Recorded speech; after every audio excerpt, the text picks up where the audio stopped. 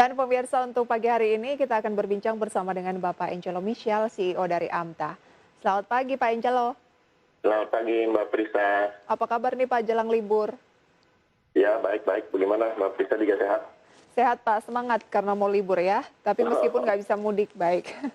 Pak Angelo, berbicara mengenai indeks harga saham gabungan, semangat juga nggak sih menjelang libur ini atau memang cukup landai, tidak terlalu cukup bergairah? Karena kita lihat ya sejak awal pekan sampai dengan saat ini indeks belum mampu untuk break di atas 6.000 lagi. Secara teknikal memang ada sedikit semangat, tapi kelihatannya semangat untuk jual ya. Semangatnya semangat jual Mungkin ya. untuk liburan. Jadi peluangnya bagaimana nih Pak? Karena ini kan juga akhir pekan, kemudian pekan depan cuma 2 hari perdagangan. Sebaiknya bagi para investor yang memang masih sangat tertarik untuk bertransaksi di pasar modal, menurut Pak Angelo, tipsnya bagaimana? Belum ada tanda-tanda sih pemulihan tren ya. Karena sejak 26 Februari itu penjualan besar ya, penurunan terus terjadi. Akhirnya di bulan Maret downtrend. Jadi kalau mau bertransaksi mungkin ya masih belum terlalu direkomendasikan, kecuali kalau sangat selektif ya. Berarti tren dari indeks harga saham gabungan saat ini masih downtrend? Masih downtrend. Kalau dari Pak Angelo sendiri melihat sebenarnya apa sih yang menjadi katalis utama dari pasar saham saat ini? Apakah faktor dari rilis data ekonomi, pertumbuhan ekonomi kuartal 1 atau dari luar, atau justru benar-benar hanya bersifat teknikal saja? Secara teknikal ya memang wajar, karena tadi di 26 Februari entah kenapa ada penjualan besar.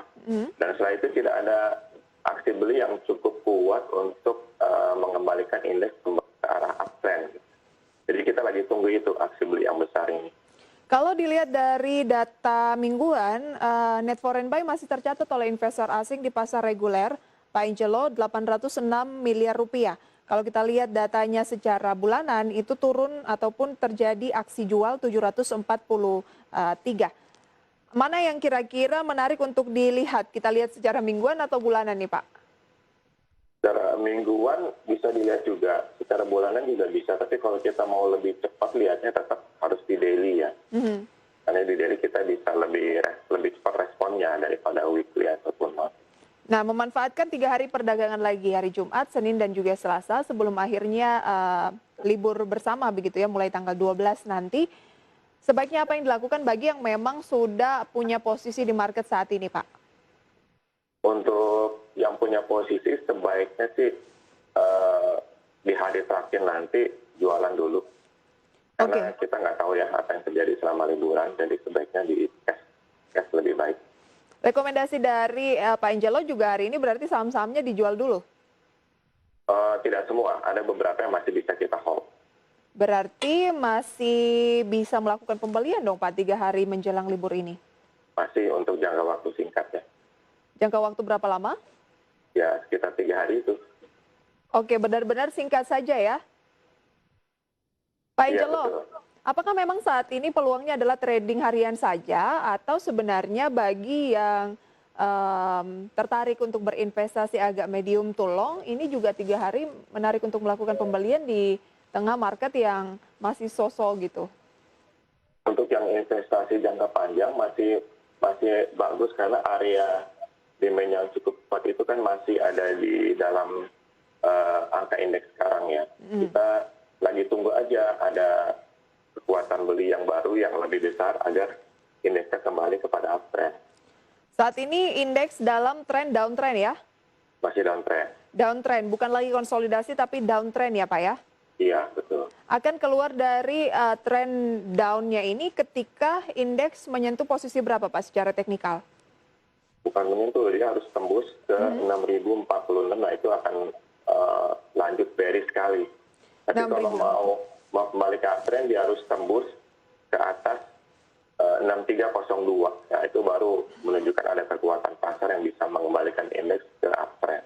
Masih jauh ya Pak ya? Masih jauh. Masih jauh, bukan menyentuh tapi harus di break dulu. Yang pertama adalah 6.045 yang akan, itu pun belum uptrend ya, baru permulaan untuk bisa confirm di 632 ya Pak ya?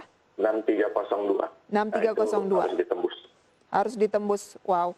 Peluangnya kalau akhir pekan ini berarti bagaimana Pak? Mengingatkan dari Dow Jones rekor nih Pak, Eropa juga positif dan Asia juga rata-rata ditutup positif meskipun pembukaan dari bursa Jepang pagi hari ini turun. Ya, jadi tidak terlalu pengaruh ya. Karena kita lebih fokusnya ke bagaimana aksi beli atau jual yang ada di pasar modal kita dan aksi beli yang signifikannya belum terlihat. Apa sih yang membuat aksi beli yang signifikan ini tampaknya belum terlihat Pak? Pasti ada sesuatu yang membuat pelaku pasar agak ragu ya untuk masukin dananya lagi. Kita nggak tahu itu. Tapi bisa kelihatan secara teknikal. Bagi yang mungkin sudah berinvestasi di pasar modal, kemudian melihat portofolionya saat ini sedang turun pasti Pak ya, pasti ada beberapa yang turun seiring dengan aksi jual dari investor asing, kemudian aksi belinya yang belum masif. Apa yang harus dilakukan? Perlu waspada, melakukan penjualan dulu mungkin Pak, atau bagaimana? Kalau memang untuk investasi jangka panjang sih nggak perlu ya. Tapi kalau yang jangka pendek ya lebih baik tutup posisi dulu, kemudian di switch ke saham-saham yang memang masih berpotensi untuk bergerak naik, atau ya ditunggu sampai indeks itu turun ke area sekitar 5.563 sampai 5.798. Nah di situ area demand yang kuat. Jadi Ada, peluang untuk rebound itu sangat besar di sana.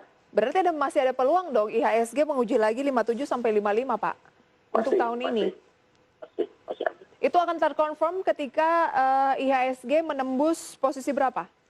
Kalau dia tembus 5955, nah peluang ke 5798 itu sangat besar.